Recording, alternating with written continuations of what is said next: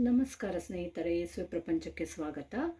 ನಾವು ಆಸ್ಟ್ರಾಲಜಿಯ ನೆಕ್ಸ್ಟ್ ಒಂದು ವಿಷಯ ತಿಳ್ಕೊಳ್ಳೋಣ. ಏನಂತಂದರೆ, ಮೊನ್ನೆ ನಾವೆಲ್ಲ ರಾಶಿಗಳು, ನಮ್ಮ ರಾಶಿ ಹೇಗೆ ಬರುತ್ತೆ, ನಕ್ಷತ್ರಗಳ ಬಗ್ಗೆ ಎಲ್ಲ ತಿಳ್ಕೊಂಡಿದ್ದೀವಿ. ಇವತ್ತು ನಾವು ಲಗ್ನದ ಬಗ್ಗೆ ತಿಳ್ಕೊಳ್ಳೋಣ. ನೀವು ಕೇಳ್ತಾ ಇರ್ತೀರ ಲಗ್ನ ಅಂತ ಎಲ್ಲ ಅಲ್ವಾ, ಆಸ್ಟ್ರಾಲಜಿ ಬಗ್ಗೆ ಕೇಳುವಾಗ ಅದು ಹೇಗೆ ಬರುತ್ತೆ, ನಮ್ಮ ಲಗ್ನ ಹೇಗೆ ತಿಳ್ಕೊಳ್ಳೋದು ಅನ್ನೋದನ್ನು ಇವತ್ತು ನೋಡೋಣ. ನೋಡಿ, ಈ ರೀತಿ ಖಾಲಿ ಇದೆ ಇದು. ಈಗ ನಾನು ಈಗೆಲ್ಲಿ ಒಂದು ನೀವು ನಿಮ್ಮ ಜಾತಕಗಳಲ್ಲೇ ನೋಡಿರ್ತೀರ, ಹೀಗೆ ಒಂದು ಹಾಕ್ಬಿಟ್ಟು ಲಾ ಅಂತ ಬರೆದಿರ್ತಾರೆ, ಅಂದರೆ ಲಗ್ನ ಅಂತ. ಸೊ ಈ ರೀತಿ ಎಲ್ಲೋ ಒಂದು ಮಾರ್ಕ್ ಮಾಡಿ ಬರೆದಿರ್ತಾರೆ.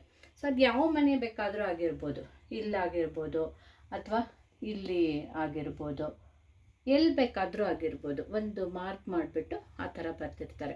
ಸೊ ಅದೇನೇ ನಮ್ಮ ಲಗ್ನ ಅಂತ. ಅದು ಹೇಗೆ ಬರುತ್ತೆ ಅಂತಂದರೆ, ನಾವು ಹುಟ್ಟಿದ ಟೈಮು ಮತ್ತು ಹುಟ್ಟಿದ ಡೇಟು ಎಲ್ಲ ಬೇಕಾಗುತ್ತೆ ಇದನ್ನು ಕಂಡುಹಿಡಿಯಲಿಕ್ಕೆ. ನಾವು ಹುಟ್ಟಿದ ದಿನ, ಆ ಟೈಮು ಆ ಪರ್ಟಿಕ್ಯುಲರ್ ಟೈಮಲ್ಲಿ ಎಲ್ಲಿ ಯಾವ ಝೋಡಿಯಾಕ್ ಅಂದರೆ ಯಾವುದು, ಇದು ವೃಶ್ಚಿಕ ಆಗ್ಬೋದು ಅಥವಾ ತುಲಾ ರಾಶಿ ಆಗ್ಬೋದು ಅಥವಾ ವೃಷಭ ರಾಶಿ ಆಗ್ಬೋದು, ಕುಂಭ ಆಗ್ಬೋದು, ಯಾವುದಾದ್ರೂ ಸರಿ, ಅದು ಪೂರ್ವ ದಿಕ್ಕಿನಲ್ಲಿ ರೈಸ್ ಆಗ್ತಾ ಇರುತ್ತೆ ಒಂದು ಸೈನು. ಆ ಸೈನ್ ಯಾವುದೋ ಅದು ನಮ್ಮ ಲಗ್ನ ಆಗುತ್ತೆ. 10ವರೆಗೆ ಹುಟ್ಟಿ 2 ಅವರ್ಸಿಗೊಂದ್ಸರಿ ಅದು ಚೇಂಜ್ ಆಗ್ತಾ ಇರುತ್ತೆ. ಸೊ ನಾವು ಈಗ ಸಪೋಸ್ ನಾವು ಒಂದು ಎಷ್ಟೊತ್ತಿಗೋ 5ವರೆಗೆ ಹುಟ್ಟಿದರೆ ಇಲ್ಲಿತ್ತು ಅಂತಂದರೆ 7:30ಗೆ ಇಲ್ಲಿ ಬಂದಿರುತ್ತೆ, 9:30ಗೆ ಇದಾಗಿರುತ್ತೆ. ಹಾಗೆ ಆ ಟೈಮಲ್ಲಿ ಯಾವುದು ಈಸ್ಟರ್ನ್ ದಿಕ್ಕಲ್ಲಿ ಹುಟ್ಟುತ್ತಾ ಇರುತ್ತೆ ಒಂದು ಸೈನು, ಆ ಸೈನೇ ನಮ್ಮ ಲಗ್ನ ಆಗಿ ಬರುತ್ತೆ. ಅದು ಎಲ್ಲಿ ಬೇಕಾದರೂ ಆಗ್ಬೋದು. ಸೊ ಈಗ ಫಾರ್ ಎಕ್ಸಾಂಪಲ್, ಈಗ ಕುಂಭ ಲಗ್ನ ಆಯಿತು ನಮ್ಮದು ಅಂತಂತಂದರೆ, ನಮಗೆ ಇದೇನೆ ಫಸ್ಟ್ ಹೌಸ್.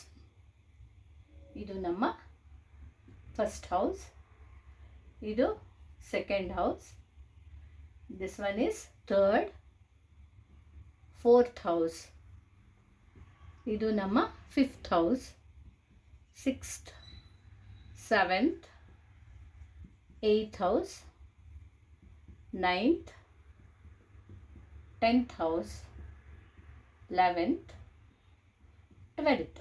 ಸೊ ಇಲ್ಲಿಂದ ಮತ್ತೆ ಫಸ್ಟ್ ಹೌಸ್ ಅಂತ ಬಂದ್ಬಿಡುತ್ತೆ. ಸೊ ಈ ರೀತಿ ನಾವು ಕಂಡುಹಿಡಿಬೋದು ನಮ್ಮ ಲಗ್ನನ. ಈ ಲಗ್ನ ಅಂತ ಕನ್ನಡದಲ್ಲಿ ಹೇಳಿದರೆ, ಇದನ್ನು ಇಂಗ್ಲೀಷಲ್ಲಿ ನಾವು ಅಸೆಂಡೆಂಟ್ ಅಂತ ಕರಿತೀವಿ. ಅಸೆಂಡೆಂಟ್ ಅಂತಲೂ ಹೇಳ್ತೇವೆ. ಹಾಗೆ ರೈಸಿಂಗ್ ಪಾಯಿಂಟ್ ಅನ್ಬೋದು. ಹಾಗೆ ಇದನ್ನು ಒಂಥರದಲ್ಲಿ starting point of your horoscope ಅಂತಲೂ ಹೇಳ್ಬೋದು. ಬಿಕಾಸ್ ಅಲ್ಲಿಂದನೇ ನಮಗೆ ನಾವು ನೋಡ್ಕೊಳ್ಳೋದು ಏನೇ ಆದ್ರೂ ಹಾರೋಸ್ಕೋಪ್ ನೋಡುವಾಗ ನೀವು ನೋಡ್ತಾ ಇರ್ತೀರ. 7th ಹೌಸ್ ಅಂದರೆ ಮದುವೆಗೆ ರಿಲೇಟೆಡ್ ಆಗುತ್ತೆ, ಸೆಕೆಂಡ್ ಹೌಸ್ ಅಂದರೆ ಧನಸ್ಥಾನ ಅಂತ, ಥರ್ಡ್ ಹೌಸ್ ಅಂದರೆ ಅಣ್ಣ ತಮ್ಮಂದ್ರ ಬಗ್ಗೆ, ಪರಾಕ್ರಮದ ಬಗ್ಗೆ ಅದನ್ನು ನೆಕ್ಸ್ಟ್ ನಾನು ಹೇಳ್ತೀನಿ, ಅದು ಮತ್ತೆ 1 by 1. ಇವತ್ತು ಜಸ್ಟ್ ನಾನು ಲಗ್ನದ ಬಗ್ಗೆ ಮಾತ್ರ ಹೇಳ್ತಾ ಇದ್ದೀನಿ. ಇದು ಸ್ಟಾರ್ಟಿಂಗ್ ಪಾಯಿಂಟ್ ಆಗಿರುತ್ತೆ, ಅಲ್ಲೇನೇ ಲಗ್ನದಿಂದನೇ ನಾವು ಸ್ಟಾರ್ಟ್ ಮಾಡ್ತೀವಿ. ಇದು ಕುಂಭ ಲಗ್ನಕ್ಕಾದರೆ ಸಪೋಸ್ ನಾವು ಹುಟ್ಟೋ ಅಷ್ಟೊತ್ತಿಗೆ ಈ ತುಲಾ ಲಗ್ನ ಇತ್ತು ಅಂತ ಇಟ್ಕೊಳ್ಳಿ.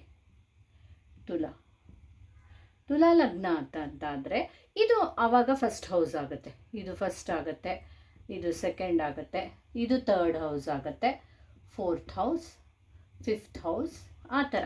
ಸೊ ಹೇಗೆ ನಾವು ಹುಟ್ಟಿದ ಟೈಮು ಯಾವ ಲಗ್ನ ಬರುತ್ತೋ ಆ ಲಗ್ನದಿಂದ ಸ್ಟಾರ್ಟಿಂಗ್ ಪಾಯಿಂಟ್ ಆಗಿ ನಾವು ಕೌಂಟ್ ಮಾಡ್ಕೊಂಡು ಹೋಗ್ತೀವಿ.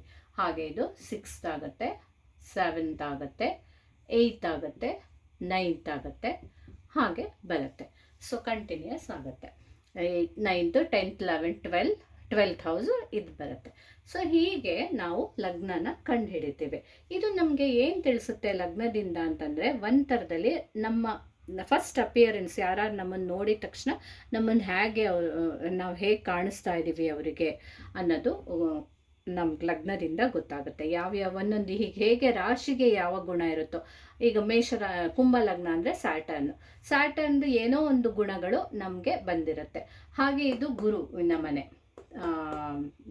ಯಾವುದಿದು ಕುಂಭ ಲಗ್ನ ಆದಮೇಲೆ ನೆಕ್ಸ್ಟ್ ಮೀನ ಅಂದರೆ ಗುರು ಮನೆ. ಸೊ ಆ ಕ್ಯಾರೆಕ್ಟರ್ಸ್ ನಮಗೆ ಬಂದಿರ್ಬೋದು. ಹಾಗೆ ಇದು ಮಂಗಳನ ಮನೆ, ಅವನ ಕ್ಯಾರೆಕ್ಟರ್ ಬಂದಿರ್ಬೋದು. ಹಾಗೆ ರಾಶಿ ಒಟ್ನಲ್ಲಿ ಅಪಿಯರೆನ್ಸ್, ಇದು ಮೇಲೆ ನಾವು ದೇಹನ ನಮ್ಮ ಏನು ನೋಡ್ತಾರೋ ಅದು. ಬಟ್ ಚಂದ್ರ ಇರೋ ರಾಶಿಯಿಂದ ನಮ್ಮ ಗುಣಗಳು ಬರುತ್ತೆ.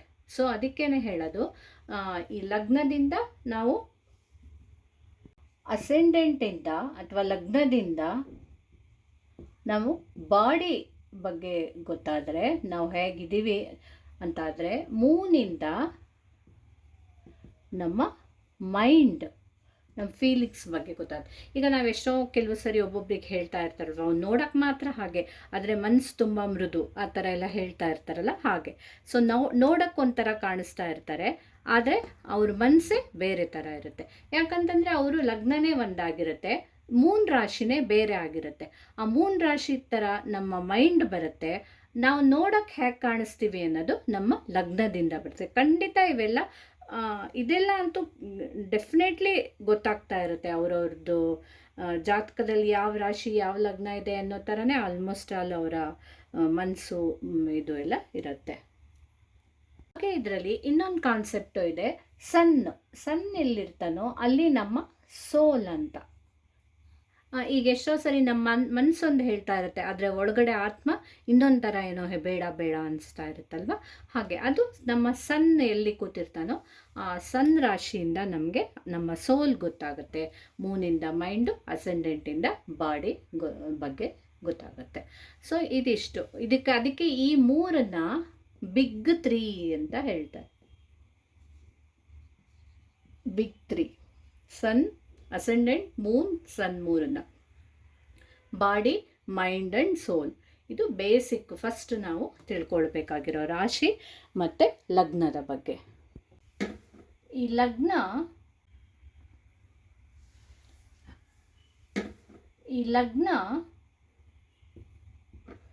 2 ಅವರ್ಸಿಗೆ ಚೇಂಜ್ ಆಗುತ್ತೆ. ಹಾಗೆ ಮೂನ್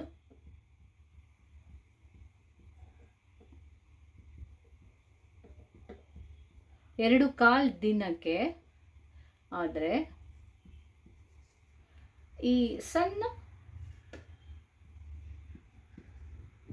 1 ಮಂತ್ಗೊಂದ್ಸರಿ ಚೇಂಜ್ ಆಗ್ತಾ ಇರುತ್ತೆ. ಸೊ ಇದು ನಮಗೆ ಬೇಸಿಕ್ ಆಗಿ ಗೊತ್ತಿರಬೇಕಾಗಿರೋ ವಿಷಯ. ಈ ಜಾತಕದಲ್ಲಿ ಇದನ್ನ ಯಾಕೆ ಬಿಗ್ 3 ಅಂತ ಹೇಳ್ತಾರೆ ಅಂತಂದರೆ, ನೋಡಿ, ನಮ್ಮ ಅಸೆಂಡೆಂಟ್ ಅಂದರೆ ಬಾಡಿ ರೆಪ್ರೆಸೆಂಟ್ ಮಾಡುತ್ತೆ ಅಂತ ಹೇಳಿದ್ನಲ್ವ ಲಗ್ನ, ಅದು ಸ್ಟ್ರಾಂಗ್ ಆಗಿದ್ದ ತಕ್ಷಣ ನಾವು ಹೆಲ್ದಿ ಆಗಿರ್ತೀವಿ. ಹಾಗೆ ಮೂನ್ ಸ್ಟ್ರಾಂಗ್ ಆಗಿದ್ರೆ ನಮ್ಮ ಮೈಂಡ್ ಏನಕ್ಕೂ ನಾವು ಧೈರ್ಯವಾಗಿರ್ತೀವಿ, ಏನು ಬೇಕಾದರೂ ನಮಗೆ ಕಾನ್ಫಿಡೆನ್ಸ್ ಇರುತ್ತೆ. ಕಾನ್ಫಿಡೆನ್ಸ್ ಸಣ್ಣಗೆ ಬರುತ್ತೆ. ಮೈಂಡ್ ಅಂದರೆ ಅದೇ ಮನಸ್ಸು ಗಟ್ಟಿಯಾಗಿರುತ್ತೆ. ಈ ಸಣ್ಣ ನಮ್ಮ ಹಾರೋಸ್ಕೋಪಲ್ಲಿ ಚೆನ್ನಾಗಿದ್ದರೆ, ಒಳ್ಳೆ ಪ್ಲೇಸಲ್ಲಿ ಕೂತಿದ್ರೆ, ಅದೇ ನಮ್ಮ ಆತ್ಮನೂ ಗಟ್ಟಿಯಾಗಿರುತ್ತೆ. ಏನು ನಾನು ಬೇಕಾದರೂ ನಾವು ಎದುರಿಸ್ತೀವಿ ಅನ್ನೋ ಕಾನ್ಫಿಡೆನ್ಸು ನಮಗೆ ಇರುತ್ತೆ. ಸೊ ಅದಕ್ಕೋಸ್ಕರನೇ ಈ ಮೂರೂ ಬಿಗ್ 3 ಅಂತ ಕರೆಸ್ಕೊಳ್ಳುತ್ತೆ. ತುಂಬಾ ನಮಗೆ ಇಂಪಾರ್ಟೆಂಟ್ ಆಗಿರುತ್ತೆ. ಸೊ ಇದಿಷ್ಟು ಇವತ್ತು ಲಗ್ನ ಮತ್ತು ಅದು ಹೇಗೆ ರೈಸ್ ಆಗುತ್ತೆ ಅನ್ನೋದ್ರ ಬಗ್ಗೆ ನಾವು ತಿಳ್ಕೊಂಡ್ವಿ. ಇನ್ನು ನೆಕ್ಸ್ಟು ನಾನು ಹೇಳುವಾಗ ಈ 2nd ಹೌಸ್ ಅಂದರೆ 3rd ಹೌಸ್, 4th ಹೌಸ್ ಅಂದರೆ ಎಲ್ಲ ಏನು ಅಂತ 1 by 1 ನೆಕ್ಸ್ಟ್ ಇದರಲ್ಲಿ ಹೇಳ್ಕೊಂಡು ಹೋಗ್ತೀನಿ. ಪ್ಲೀಸ್ ಇದೇನಾದ್ರು ನಿಮ್ಗೆ ಇಷ್ಟ ಆಗಿದ್ರೆ ಲೈಕ್ ಮಾಡಿ, ಶೇರ್ ಮಾಡಿ, ಕಮೆಂಟ್ ಮಾಡಿ, ಮರಿದೆ ನನ್ನ ಚಾನಲನ್ನು ಸಬ್ಸ್ಕ್ರೈಬ್ ಮಾಡಿ, ಆಯಿತಾ? Thank you. ನನಗೆ ಗೊತ್ತಿರೋ ಒಂದು ಸ್ವಲ್ಪ ನಾಲೆಡ್ಜನ್ನು ನಿಮ್ಮ ಜೊತೆ ಶೇರ್ ಮಾಡಿಕೊಡ್ಬೇಕು ಅಂತ ಇಷ್ಟದಿಂದ ಶೇರ್ ಮಾಡ್ಕೊಳ್ತಾ ಇದ್ದೀನಿ. ಪ್ಲೀಸ್ ಅಕ್ಸೆಪ್ಟ್ ಮಾಡಿ. Thank you.